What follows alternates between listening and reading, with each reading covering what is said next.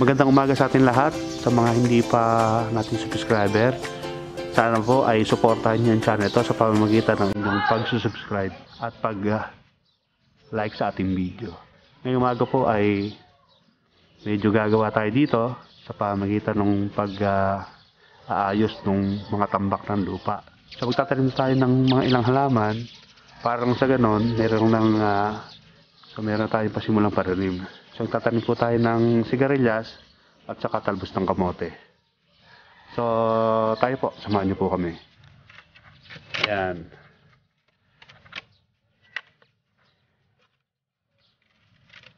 So dito po sa lugar na yan, diyan kami magtatanim ng mga gulay tulad ng pechay. Kaya ginagawa nating naka-flat. Naayos natin.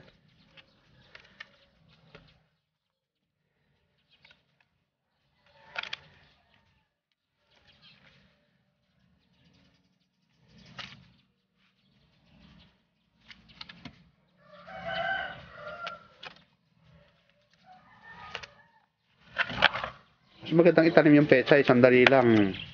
Mapapakinabangan mo eh. 45 days yata, pechay, pwede nang anihin eh. Hindi ko lang ka-sure. Pero pag mataba yung lupa, kahit 40 days, pwede nang anihin dahil ano na siya eh. Malalaki na. Ano, Al?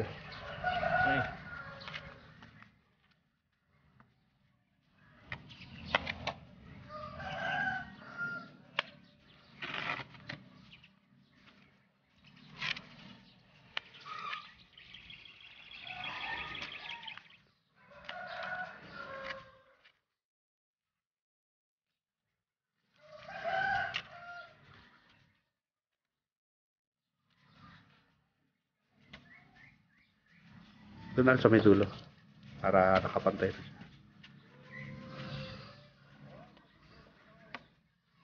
Ito, medyo ilatag mo ito. Ito, yan. Maano na yan. Yan, iano mo lang siya. Para magduduktong na siya. Yan. Ito. Huwag mo na lang galawin mo.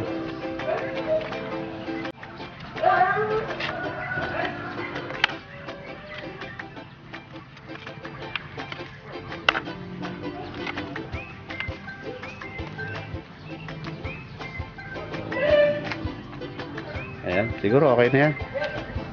So, susunod babalik na lang natin ulit. So, bilis-bilis na itong gawin sa susunod.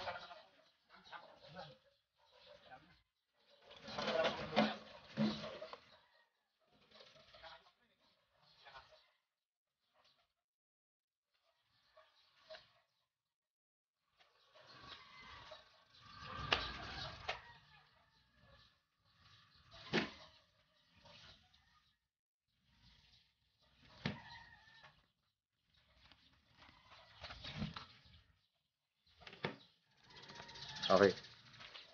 Basta may dulo.